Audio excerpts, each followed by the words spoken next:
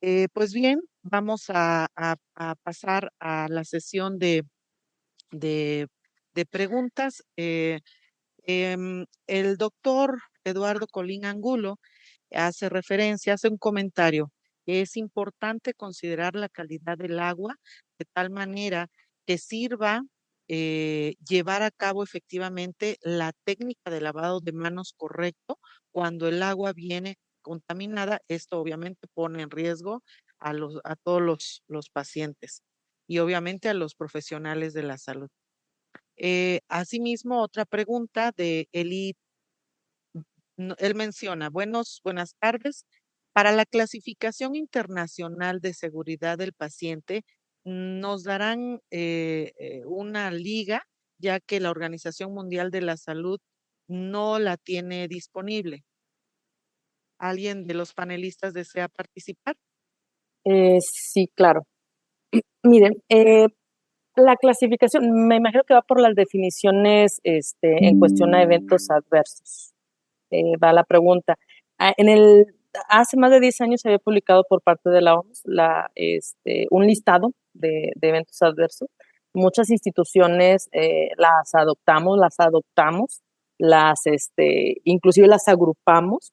Eh, Se los podemos compartir, es un documento que a lo mejor si todavía no está en la liga, sin problema, nos coordinamos y los hacemos llegar, pero yo aquí haría la invitación a revisar estas definiciones, son como ejemplo. La realidad es que hemos visto definiciones operativas más de 100, ¿no? Entonces, no quiere decir algún número, o sea, si me quedo en 10, 15, 50 o 100, es básicamente aquellas en las cuales se le facilita al personal que me lo notifique, porque si yo le doy una definición de cualquier situación que pueda atentar el daño con el paciente, pues yo puedo notificar lo que sea, ¿no? Entonces, a lo mejor las definiciones operativas nos ayudan muchísimo a enfatizar qué es lo que nosotros queremos o cómo ayudarle a nuestros personal. Sin problema, le puedo compartir ejemplos. No tengo ahorita una liga como tal, pero sí se los podemos compartir sin problema. En ese mismo tenor, hay otra pregunta. Para lograr las metas internacionales de seguridad, ¿hay un clasificador internacional? Para las metas de seguridad del paciente, Sí. mmm, a lo mejor yo entendiendo en este sentido el origen de las metas, sistema de notificación de eventos adversos que ocurrió del 95 a más o menos 2000 y un poquito más, en donde analizaron las causas raíz y por eso se lanzaron las metas internacionales de seguridad del paciente por Joint Commission Nacional, de tal manera que por eso caída es un evento adverso, caída de paciente, administración de un medicamento erróneo, identificación incorrecta de un paciente. Esa es una clasificación ya dada. Entonces, no sé si alguno de mis compañeros quiera complementar la información, pero de alguna manera como un clasificador como tal, estamos hablando de que precisamente las metas sobre el paciente ya son unas barreras que si las implementamos estamos sobre el entendido que podemos reducir el riesgo de evento. Sí, bueno, como yo lo comentaba la doctora, realmente cada hospital define cuáles son los eventos adversos que va eh, pues a reportar como tal, ¿no? Esto no quiere decir que sea una situación también rígida. Cada año pueden hacer su revisión de eventos adversos de acuerdo a su notificación y podrán ir ampliando la definición. Lo ideal sería que de estas metas evidentemente partieran errores, ¿no? O sea, que un error evidentemente sea que el paciente no se identificó correctamente, que otro error sea que hubo un procedimiento incorrecto. Esto nos va ayudando también a hacer una clasificación desde una perspectiva a lo mejor pues muy, muy básica, pero que nos puede ir ayudando. Y ya lo comentaba ella, por ejemplo, el Hospital John Hopkins tiene incluso un booklet, que es como un cuadernito, con todas las definiciones que ellos manejan, que va desde el aspecto incluso biomédico, el aspecto de las infecciones, nos puede dar mucha luz, son muchas definiciones que ellos manejan, a veces también es un poco apabullante ver tantas, pero yo lo que les recomendaría es justamente de las metas internacionales y como parte posterior de su sistema de notificación, hagan ustedes un ejercicio para clasificar aquellos eventos que van a definir como eventos adversos, como pasifallas y como centinelas, a fin de que la organización los establezca y los estandarice en todo su personal. Bien, muchas gracias, doctor y doctora. Hay otro comentario de Samily Tobar sobre, hace referencia al reuso del material y pareciera que ningún recurso alcanza para comprar insumos. De nuevo, ¿se pretende establecer alguna normatividad más específica al respecto? Bueno, esto tiene que ver con el estándar que tiene que ver con PCI, con el apartado PCI, que es la prevención y control de infecciones.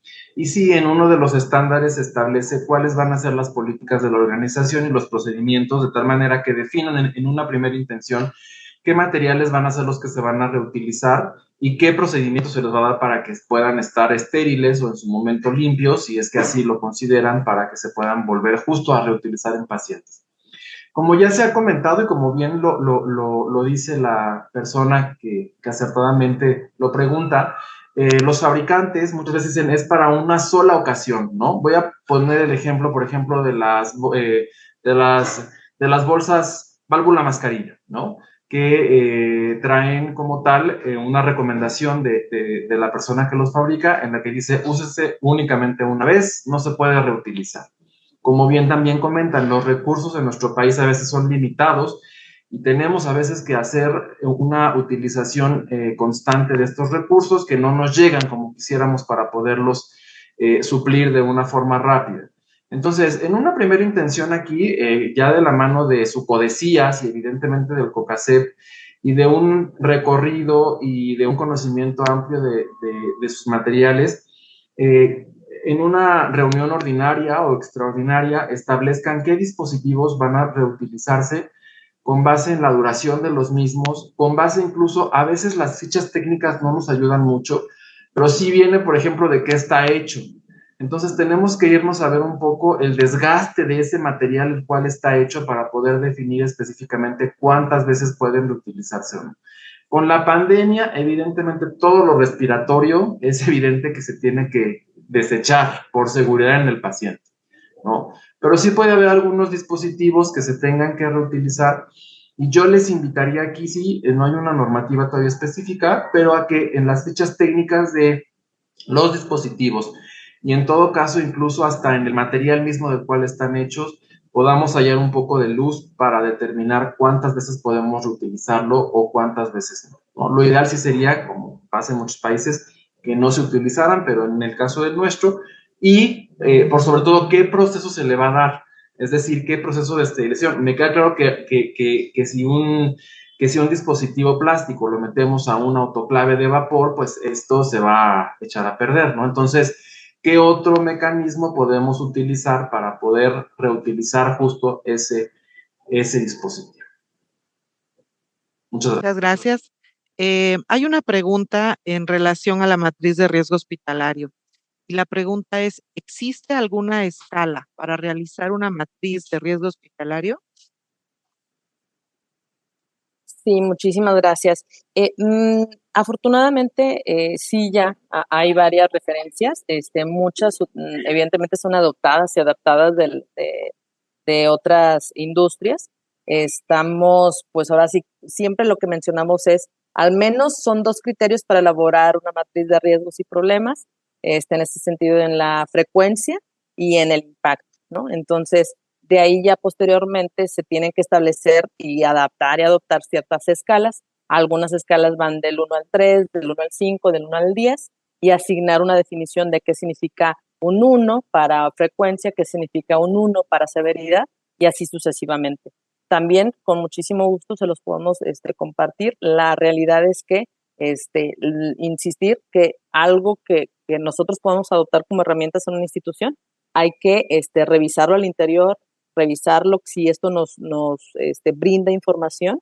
Ya hay pues hasta cursos de gestión de riesgo donde se dictamina. Hay bastantes, ahora sí, una matriz de riesgos hemos visto que ahí le incorporan criterio económico, le incorporan criterio de si está documentado el procedimiento o no, de a qué nivel está involucrado en el análisis o en el proceso que se está analizando. Entonces, muy puntualmente, afortunadamente ya hay referencias en España, en otro tipo de industrias, en la industria automovilística, donde podemos estar adaptando estas escalas. Espero haber respondido adecuadamente a la pregunta. Igualmente, pongo en contacto contigo, doctora, para pues poder brindar la herramienta, ¿no? En este sentido, como un parámetro. Muchas gracias. Debo compartirles que tenemos más de 2.600 participantes en las redes sociales que están participando activamente. Hay un sinfín de felicitaciones, reconocimientos y, por supuesto, también comentarios e inquietudes. En este tenor, si me permiten, voy a tratar de resumir algunas preguntas que están enfocadas al primer nivel de atención. Eh, Como en el primer nivel de atención podemos identificar los eventos adversos, por un lado, por otro lado, Laura y Lalay pregunta, es muy interesante cómo se abordan los temas a nivel hospitalario. Sin embargo, creo importante que si se pudiera aterrizar en el primer nivel, puesto que creo somos el primer contacto y la primera barrera para evitar que un paciente se complique y haya la necesidad de un segundo o tercer nivel de atención. Sí, bueno, yo les invitaría una vez más, el CUNSEC ahora tiene justamente un apartado para primer nivel de atención. Y justo ahí también se resume lo que son las acciones esenciales con algunos de los estándares importantes para la certificación o para la implementación, más que para la certificación, para la implementación de un modelo de gestión de calidad en el primer nivel de atención. Estos van también desde la propia medicación, desde la propia infraestructura del centro, desde cómo también recoger eventos adversos, centinela y pasifallas en el primer nivel de atención. Y yo creo que la invitación ahora es que justo que acaba de salir estos manuales, le demos una lectura, porque justo como bien comenta bueno, pues la persona que tan amablemente hizo esta pregunta, tendríamos que adoptar también un enfoque en el primer nivel de atención, de tal manera que allí mismo se puedan incorporar todos estos elementos que en todo caso son 100% incorporables, perdón por la redundancia, tanto en un segundo y tercer nivel como en un primer nivel de atención, evidentemente con sus propias características, pero que tienen que ver mucho con la adopción de los mismos, la identificación correcta del paciente, y las 6 metas internacionales más las 2 acciones que se le agregan, perfectamente se pueden involucrar y se pueden tropicalizar a un primer nivel de atención. Y este documento al cual hago referencia nos da una adecuada metodología para que se pueda implementar en un primer nivel de atención. Así es que yo creo que sin problema podemos llevar la seguridad del paciente a los 3 niveles de atención. Sí. María Guadalupe Vieira pregunta, ¿se han identificado pasifallas o eventos adversos? Una vez identificado, ¿qué sigue después de ello? Eh, Muy buena pregunta. Básicamente, cuando se trata de cuasifallas, lo que otros sistemas han aprendido es, ok, es un evento que a lo mejor no llegó a algún paciente, pero si ver una frecuencia, y tendremos que irnos un poquito más atrás porque finalmente debería de estar una cultura en donde cualquiera puede notificar, en donde yo me siento libre de informar y que esos informes se cuidan, se protegen, no se utilizan para algún tipo de aspecto señalar, ¿no? O sea, o acusar, simplemente estoy notificando. Entonces, a veces, ¿qué es lo que se hace cuando se llega a una cosa y falla? Pues a lo mejor cuando son cantidades muy pequeñitas, a lo mejor hablando de un nivel de primario de atención, pues a lo mejor sí tenemos la oportunidad de revisar y analizar, ¿no? Tomar literatura internacional o literatura nacional, ver qué es lo que se ha implementado. Afortunadamente, insisto, ya casi creo que todos los eventos que todavía hemos vivido y que podemos tener el riesgo de vivir, pues ya están algunos publicados, de tal manera que si es poquita la información, pues a lo mejor yo o el equipo podamos tener la oportunidad de analizarlo. Pero la realidad es que cuando se crece este sistema de notificación de eventos adversos, ya tenemos 100, 200, 300, entonces, o más, miles, ya se requiere un nivel de estratificación, de tal manera que el análisis del patrón, los patrones y tendencias de quasi-fallas y eventos adversos que no dañan al paciente, pues a lo mejor hay cierta temporalidad para sentarse en el análisis. Uno de los criterios de estándares, pues mencionan que al menos, pues cada cierto periodo, cada 6 meses, nos sentemos, hagamos un tiempo fuera, tomamos nuestra base de datos y ver el impacto que han tenido los eventos y en los tipos de eventos que tenemos. Entonces, pudiéramos analizar en esta línea del tiempo la cantidad de cuasifallas, la cantidad de eventos adversos y poder analizar con una sesión de expertos. Cuando ya estamos hablando de volúmenes importantes de información. E insisto, si ustedes también diseñan herramientas en donde pueden mencionar un indicador de cuasifallas, un indicador de eventos adversos por tipo, y lo están midiendo y retroalimentando al COCACEP de manera trimestral, pues a lo mejor no nos esperamos a los 6 meses, ¿no? O sea, nos podríamos decir, oye, se elevaron el número de cuasifallas en cocina, ¿qué está pasando? ¿No? Entonces, nuestro foco se va a redireccionar en ese momento para esto. ¿Qué intervención hacemos? Un ejercicio en Kaizen, un ejercicio de alguna otra herramienta de calidad, de tal manera que la respuesta puntual sería, depende, depende de qué. Yo sugiero, si son poquitas la información, pues bueno, es una oportunidad. O sea, cada evento adverso o cuasifalla es una oportunidad de oro de aprendizaje. Lo que les comentaba del aeropuerto en Estados Unidos, ¿no? Que digan, una semana nos empezaron a notificar esta situación, algo está pasando, si no hacemos algo va a ocurrir un accidente, y lo quitaron por cuasifallas, ¿no? Entonces depende, si son poquitas, cada evento es una oportunidad de mejora, si son muchos, sí conviene estratificarse, y hay cierta temporalidad y vías en donde se pueden comunicar y analizar. Gracias, doctora. El doctor Luis Javier Cruz Álvarez pregunta, en relación con el proceso de MMU, ¿existe una herramienta válida en México? ¿Empleamos conciliación e idoneidad de Estados Unidos, MD Escape o Drops? Fíjense que ese estándar como tal, como bien comenta el doctor, muchos de esos estándares fueron adoptados de prácticas anglosajonas, norteamericanas. Me hubiera gustado mucho que hubieran podido escuchar una ponencia que dio en el Congreso de Calidad de la Mexcasep hace una semana, la doctora Ofelia Poblano, en el que decía que justamente esta parte de la idoneidad, por ejemplo, es una práctica que como que se deja, como que se hace, pero no, o sea, se hace, pero no se hace, ¿no? Realmente pocos hospitales en México tienen una cultura para hacer idoneidad en la medicación. Y sí, como usted bien comenta, doctor, las herramientas tendrían que darse en virtud del tipo de institución en la cual usted esté pues trabajando y de cuál es la que de alguna manera mejor puede ayudarle y más rápido para hacer idoneidad en la prescripción. Porque se le pueden dar, bueno, porque como usted ya la citó, algunas de ellas son muy buenas, otras son un poquito menos específicas, pero lo primero que tendríamos que hacer en México es tener una cultura de idoneidad en la prescripción, que insisto, no se tiene, incluso ni siquiera en muchos hospitales existe la figura del farmacéutico. Entonces nos ha tocado, por ejemplo, hospitales que la realiza un residente o un becario, y a lo mejor tampoco tienen las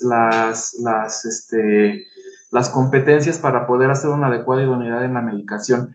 Entonces, con base en los recursos, como ya bien comentábamos desde un inicio, que se tengan. Y punto número 2, con base en la facilidad que se pueda tener para que se lleve a cabo con una herramienta, es con lo primero que se tendría que llevar a cabo la prescripción. Y son los profesionales de farmacia hospitalaria, en este caso, los que ya con todo el bagaje también técnico que pues tienen, pueden apoyarle para una mejor idoneidad. Y pues en la parte de la conciliación pasa exactamente lo mismo, porque una adecuada conciliación lleva a cabo un adecuado proceso de idoneidad previa, ¿no? Si no el paciente se va con procesos también allí raros, en los que incluso en casa le pueden provocar eventos adversos, o cuando ingresa al hospital y pasa de un servicio a otro, que generalmente pasa, pueden también ahí tener pues reacciones adversas en los medicamentos y en la medicación. Pero pues no sé si la doctora Janet tenga alguna experiencia también distinta en este tema. Bueno, yo solamente quisiera complementar, o sea, prácticamente sería la misma información que acaba de compartir el doctor McNaught. Puntualizando, hay muchísimas herramientas, Lexicom, de hecho, de repente también se me vienen bastantes, algunas que generan costo, algunas que son gratuitas.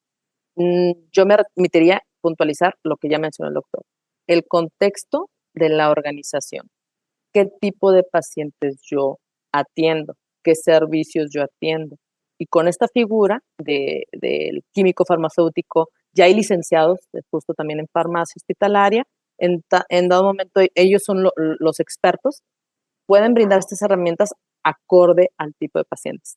Idoneidad de la prescripción es una barrera muy buena, pero es igual como el tiempo fuera. Si se hace el tiempo fuera después, pues ya no sirvió tanto como barrera, ya se hizo más como documental y para anexarse a un proceso que lo que sí, ¿no? Entonces, las herramientas que tenga el personal que se dedica a hacer la idoneidad y la conciliación tienen que estar súper adaptadas, súper adoptadas acorde al tipo de paciente. Hemos visto instituciones que ya en ese aprendizaje de la implementación de estas barreras ya hasta hacen sus propios, diría yo, barreras de seguridad. Oye, ya es un clásico que el cirujano, que el psiquiatra, que el cardiólogo haga estas mezclas. Entonces ya aprendimos que ellos hacen estas mezclas y que a lo mejor en teoría es una interacción, pero hasta el mismo médico menciona, pues es lo que yo estoy buscando, justo este tema, ¿no? Entonces, puntualizando lo que menciona el doctor, es acorde, hay muchísimas herramientas, hay figura, afortunadamente desde hace más de 10 años, que es estos químicos que se incorporan ya a la atención médica. Todavía nos siguen faltando, como nos siguen faltando urgenciólogos, nefrólogos, nos siguen faltando, pero poco a poco ya hay herramientas que nos puedan ir acercando para implementar esta barrera de seguridad importante, insistiendo que existen los momentos apropiados y las herramientas apropiadas acorde al tipo de institución. Hay instituciones públicas que no requieren invertir mucho y que hacen una excelente implementación de estos datos. Bien, gracias, doctora. Eh, en el marco de que la identificación de eventos adversos no implica que se aplique una sanción o más bien que estas acciones son no punitivas, hay un comentario de Carmelita de Muro. Mencionaron que cuando una persona en la atención comete un evento adverso, no solo basta con cambiarla de servicio. ¿Cuál sería la medida correcta para aplicar en esta persona para hacerle conciencia de la importancia de estas medidas? Qué buen comentario y qué bueno que hacen esta pregunta porque a lo mejor no era el enfoque que yo le quise dar. Finalmente, cuando una persona, yo, como médico, como residente, cometí errores. Y cuando uno sabe que comete errores, se siente muy mal. Se siente que se ha equivocado y que ha dañado. Y moverlo de área, a lo mejor estamos mandando el mensaje de que eres malo, de que no funcionas, de que eres un peligro, ¿no? Finalmente, ¿qué es lo que se hace con esta persona que vive el evento? Hemos visto, desgraciadamente, eventos muy graves, eventos centinela, en donde a veces cuando movemos a alguien, pero el por qué y para qué la movemos. A lo mejor porque ahorita mentalmente es una segunda víctima. Ese es otro concepto de otra sesión, pero todo el personal que vive un evento adverso grave, o a lo mejor no centinela, pero grave, es una segunda víctima. La primera víctima es el paciente, la segunda víctima es el personal de salud que lo vive. De tal manera que si a lo mejor por cuidarla, protegerla, porque no se siente segura, es por eso que la estamos moviendo, no tanto porque sea mala. Ese es el enfoque que hay que darle. Y hay todo un programa de segunda víctima. Entonces, dentro de las acciones que yo sugeriría puntualmente es, primero, tener en cuenta que esta es una persona como cualquiera, tiene 20 años de experiencia, tiene 4 meses de experiencia, se puede equivocar. Tenemos el riesgo de error. Entonces, a ella la cuidamos. Inclusive hay instituciones que le pueden brindar hasta una asesoría psicológica. Si hay cierto impacto al seguimiento, ¿qué le podemos apoyar a esta persona? Y en el análisis causa-raíz es donde a veces la verdad es que sería muy bueno que esa misma persona participara desde su perspectiva, nos brindara el por qué falló, para poder entender el sistema y evitar que se vuelva a equivocar. Si ya tenemos candados de seguridad, si ya hemos implementado una identificación correcta del paciente, un tiempo fuera, pero aún así fallamos, ¿qué está pasando con nuestras barreras de seguridad? Analizarlo y nos vamos al tema cultural. Entonces, separar a una persona que vivió un evento no es tan, es importante que desde la dirección o desde el liderazgo de la institución no manden la señal de que es malo y por eso lo estamos moviendo. No, es que lo estamos cuidando. Hay algunos que todavía se quedan trabajando, pero a lo mejor no se le delega una tarea muy fuerte o muy específica. Todo va a ir en cuestión a la pauta y mi recomendación sería empezar a estudiar. Eso es algo que sí tenemos que hacer sí o sí ya. Ya hay varios hospitales que lo tienen, un programa de segunda víctima, porque hemos tenido casos de suicidio, hemos tenido casos en donde el personal de salud se siente mal, renuncian a su perfil y eso es lo que no queremos, porque justo un sistema de notificación de eventos adversos mira por el paciente y también por los colaboradores en la institución, ¿no? Para poder aprender de esto. Sí, yo aquí nada más diría Adelante. que hay 4 test que son importantes, solo que solo ahorita me acuerdo de 3, pero cuando una persona tiene algún tipo de conducta que lleva a la generación de un evento adverso, hay 4 test que son importantes y la última es la más drástica y la que menos se recomienda. La primera es transfórmalo, es decir, ¿qué fue lo que sucedió en ese evento que hizo que esta persona se convirtiera también en víctima del evento y que pues lo ocasionara, ¿no? Y aquí nos damos cuenta de un abanico de posibilidades, la falta de capacitación, la falta de supervisión, la falta del material adecuado, un sinnúmero de situaciones en las cuales la persona pudo haber incurrido. Entonces, la transformación evidentemente pues va a ir de la mano con esto, ¿no? Con la transformación, con la capacitación, con estar como ya lo comentaba la doctora, con darle un coaching psicológico, porque también es una segunda víctima y de alguna forma, ¿no? Transferirlo es otra opción y la transferencia en estas 4 T's tiene que ver justo como ya lo comentaba la doctora, con una protección, porque no puede estar en ese servicio en ese momento, porque puede ser que el paciente siga allí, los familiares, el propio paciente tenga ya desconfianza y hasta algún tipo de agresión para con esa persona, pero que va a ser una transferencia relativamente temporal o en tanto que se capacita, ¿no? Para volver al área en la cual estaba.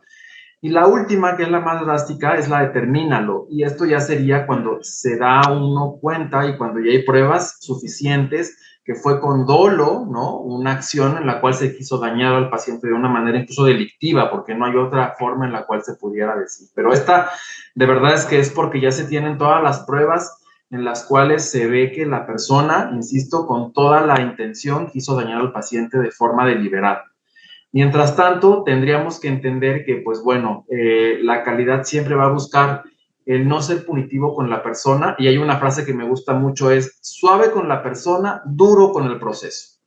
Es decir, ¿qué es lo que debo de cambiar del proceso de tal forma que no se vuelva a repetir? Porque aún cambia la persona, la corra, la quite, si no cambia el proceso lo va a cometer otra persona, ¿no? Y no me puedo pasar la vida pues despidiendo gente. Más bien aquí sería, ¿qué es lo que puedo hacer de tal forma que el proceso cambie para que de aquí en adelante ninguna otra persona tenga que ser víctima, ya sea como paciente o como proveedor del sistema de salud, de poder provocar una situación así? Gracias. Sí es. Gracias. Precisamente en ese contexto, Alain Mendoza pregunta, ¿qué pasa si no se sabe quién ocasionó un evento adverso? Va a depender mucho, igual y invito al doctor McNaught para complementar la respuesta, pero va a depender mucho del programa o de lo que quieran realizar de manera institucional. ¿En qué sentido? Si no se sabe quién lo cometió, tampoco se tiene que convertir, desde mi perspectiva, a lo mejor un poco más ahí ligada a esa perspectiva, no se tiene que convertir en una cacería de brujas. Como bien comenta el doctor, o sea, hay que buscar, algo pasó, pero no hay alguien que a lo mejor asuma la responsabilidad de yo sí lo viví, lo hice, pues vámonos al proceso, vámonos insistiendo a los elementos, o inclusive lo primordial, si es un evento grave, pues a limitar o reducir los daños en el paciente, ¿no? Entonces, yo los invitaría a que no se convirtiera en ninguna cacería de brujas, al contrario, se tendría por qué volver a trabajar mediante la herramienta de la encuesta de cultura de seguridad. Entonces, ¿eso qué mensaje nos está mandando? Que no se sienten confiados en levantar la mano. Y hemos insistido en eso en muchas organizaciones de, ¿sabes qué? Es mejor levantar la mano, saber qué ocurrió para poder limitar el daño. A ti te vamos a cuidar, a proteger, si no lo hiciste con esas condiciones que dice el doctor Magnao, que no hubo un dolo, que no hubo una acción premeditada. Entonces, de alguna manera, esa es una línea muy delgada, insisto, lo tienen que analizar primero el liderazgo de la institución, ver qué vamos a hacer en esas cosas, pero mi invitación va dirigido a ese. No es una cacería de brujas, es trabajar sobre una cultura de seguridad en donde puedan levantar la mano y digan, aquí está pasando algo, o sabes que acabo de cometer un error grave, me preocupa el paciente, ¿qué podemos hacer? Entonces, eso invariablemente el liderazgo lo tiene que apoyar. Claro, y yo aquí nada más complementaría, ¿para qué queremos saber quién? O sea, ¿cuál es la intención del quién? A lo mejor primero tendríamos que saber qué es lo que está pasando, antes de quién, ¿no? De tal manera que el proceso per se, o sea, lo que está sucediendo antes de quién lo ocasionó, pueda ser lo que realmente se cambie. Si busco a quién para poderlo capacitar, para poder hacer una encuesta no punitiva, está bien, pero generalmente en México somos ya, y lo peor del caso es que cuando no encontramos quién me la hizo, como dice el dicho, pues ahora buscamos quién me la pague. Entonces yo creo que tampoco va por ahí. Entonces más bien es buscar no tanto el quién, sino el qué ocurrió para mejorar ese proceso y para que no haya otro quién en una segunda o tercera ocasión, perdón, que lo vuelva a cometer, porque si no, pues se va a formar una lista interminable de personal que lo siga repitiendo, porque el diseño del proceso y la ejecución del mismo, pues es por más defectuoso. Gracias. En efecto, hay que darle la importancia al evento adverso para que se evite en lo sucesivo, independientemente de la persona X. Muy bien, muchas gracias. Eh, hay otra pregunta que hace Tony Hernández. ¿Es recomendable usar marcadores de aceite para membretar los Metricet?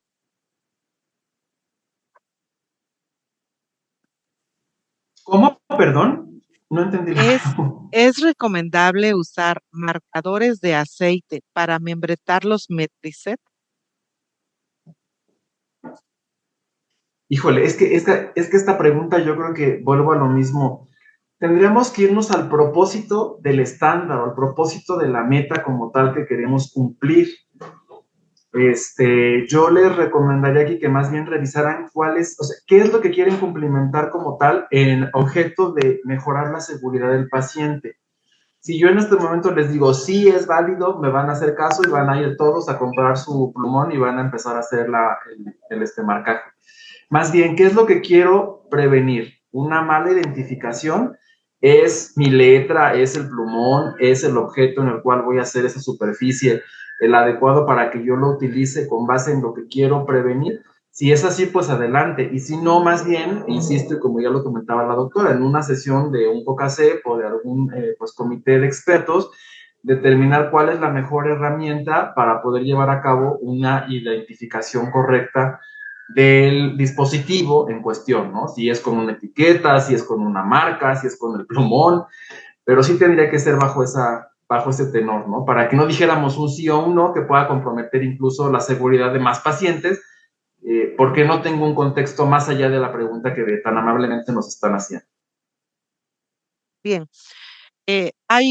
Verónica González comenta, ¿existe algún documento para revisar el proceso del registro de eventos adversos de la plataforma que maneja la Dirección General de Calidad y Educación en Salud, aparte de la guía técnica para el análisis causa raíz de eventos adversos en hospitales 2013 y también la solicitud para lectura recomendada de eventos adversos en personal residente? Ok, entendiendo la pregunta es si hay algún otro sistema, o sea, como formato, me imagino, para la notificación de los eventos adversos. Preguntan si hay un documento Ujú, para ujú. revisar el proceso de registro de eventos adversos en la plataforma de la DGC. Ahí sí yo pediría apoyo al área de la DGC. Ajá, a lo mejor es una respuesta que ellos tendrían que dar. Sí, porque en ese mismo tenor hay Ujú. otro comentario y pregunta si pueden tener acceso a los resultados de la encuesta que se aplica del cuestionario para medir la cultura de la seguridad del paciente que maneja la Dirección General de Calidad de Educación en Salud. Al respecto, ustedes tendrán que apoyarse con sus enlaces, que son los gestores de calidad, quienes son los que tienen acceso y su usuario a estas plataformas correspondientes. Ujú. Bien, hay otro comentario de Pilar. ¿Qué experiencias se tiene en otros hospitales respecto a los comités de mortalidad donde se identifican eventos centinelas para la transferencia de información con las áreas de calidad? Si me permiten, platico, igual de alguna manera complementa el doctor. Sí, adelante. En la experiencia de los hospitales, eh, finalmente son dos comités. Evidentemente, el comité de COCACEP es como que el regente, ¿no? Para hacia todos los comités. Puntualmente cuando se habla de alguna muerte, muerte materna, o en sí de acuerdo a los indicadores que se tengan, pero el comité de mortalidad puede tener una metodología de análisis, ¿no? Toman el expediente clínico, se traen expertos y hacen una serie de sesiones desde un enfoque, ¿no? Entonces, esa información pudiera ser cierto insumo para los comités de calidad y seguridad del paciente. Se anclan, no es a modo de repetir la misma información, podemos tomarlo, o bien yo he visto en algunas otras sesiones que está un representante de calidad en el área del COCACEP, o sea, en el comité de mortalidad, que está presente y que, bueno, puede estar contribuyendo, porque al final el COCACEP tiene sus herramientas, tiene su liderazgo. Si se trata de una muerte materna, que es un evento centinela, tendría que ser sometido a eso, pero puntualmente la respuesta sería: se complementan, ¿no? Entonces, si sesiona el comité de morbimortalidad, ya no va a sesionar COCACEP, no, o sea, sí se tienen que sesionar, sí se tienen que revisar con las aristas y perspectivas y el objetivo de, porque aquí el comité de mortalidad se queda aquí, lo registra, lo analiza, se hacen ciertas recomendaciones, pero a lo mejor acá amplía un poquito más la perspectiva, ¿no? No solamente de la línea del tiempo que ya analizó el comité de morbimortalidad. Entonces, la respuesta sería: se complementan, tendrían que sesionarse los dos. En mi experiencia sí se han sesionado los dos, pero bajo esas perspectivas, porque al final de cuentas se puede aprender y emitir recomendaciones a todo el sistema hospitalario. Por eso es importante que el COCACEP participe. Claro, Adelante, si algún otro comentario. como comité rector, ¿verdad? Eh, Janet Hernández Luna pregunta, ¿de qué manera existe alguna estrategia que sugieran para que el personal no tema reportar los eventos adversos? Muy buena pregunta. He repetido mucho el liderazgo. ¿Y en qué sentido? Hay muchos líderes que no es necesariamente por organigrama y que son líderes, que transmiten confianza, y la confianza es un valor que se vive y que no es como ponerlo así en misión, visión y valores. Confianza se vive diariamente. Entonces, ¿qué actividades pudiéramos nosotros sugerir? Definitivamente que el líder tenga, pues ahora sí, bien abierto, tenga apertura para poder escuchar, para poder, que su gente, cuando levanta la mano, es por algo, ¿no? Crear los foros y mecanismos de comunicación, porque a veces Radio Pasillo trae mucha información y no necesariamente es la más fidedigna. Cómo dar esa confianza para poder establecer esa comunicación, insisto. La recomendación, y yo he visto grandes líderes que están literal participando en capacitaciones, hablando con su personal, viendo con cada uno de sus turnos, y es para poder ofrecer eso, preferir saber ahorita lo que está ocurriendo y poder corregirlo, a negarlo y que nos puede dar, obviamente, generar daño. Entonces, definitivamente hemos visto recorridos de líderes, hemos visto que ellos participan, hemos visto que también están dentro de los análisis, dentro del uso de las herramientas de calidad, y es la plataforma para poder notificar. Si un líder no está comprometido, si un líder no le interesa, no digo que se puedan hacer cosas, sí se pueden hacer cosas, pero puede ser algo muy limitado. Entonces, ese sería número uno de la piedra angular de esto. Así es. Y bueno, recuerdan ustedes que al inicio de esta sesión, el doctor Roswell Toledo nos presentó un video y una serie de diapositivas que nos sensibilizan para que hagamos un análisis introspectivo de que la importancia que tiene que nosotros, independientemente de que nos vean o no, que hagamos las cosas lo mejor posible, porque es parte de nuestra formación y de nuestra ética profesional como trabajadores de la salud. Eh, pues hay un sinfín de felicitaciones, insisto, y de reconocimientos, doctora Janet, doctora Cajigas, doctor McNaught, doctor Ledesma y doctor Toledo, reciban nuestro reconocimiento y gratitud por haber compartido esta mañana y parte de la tarde en esta sesión muy productiva, muy enriquecedora, que sin lugar a dudas va a ser de gran beneficio para nuestra labor profesional. Si me permite, doctora, algún mensaje final antes de que pasemos a los comentarios finales desde el punto de vista logístico. Tiene usted la palabra. Muchísimas gracias, pues infinitamente agradecida con el comité por tomarme en cuenta. Siéntanse con la confianza de que todos en cada uno de sus aristas, sus perspectivas, los que están ahorita escuchando, viendo estas conferencias, es porque tenemos un sentido de querer hacer bien las cosas, ¿no? De ser profesionales, de que incluso su servidora cometa errores, o sea, no somos expertos en todo, o sea, yo me considero en algún tema, en algún área, pero siempre puedo consultar al doctor McNaught, siempre puedo consultar al doctor Cajigas, alrededor de nosotros hay expertos, entonces, o localicen a esos expertos, siéntanse con la confianza, establecer esos vínculos de comunicación, todos podemos aprender de todos, y creo que si vamos ahora sí con un mismo objetivo, pues bueno, podemos crecer mucho para mejorar nuestro sistema de salud. Muchísimas gracias. Al contrario, gracias a usted, doctora. Recordemos que estamos en el marco del Día Mundial de la Seguridad del Paciente, cuyo eslogan es "Demos voz a los pacientes".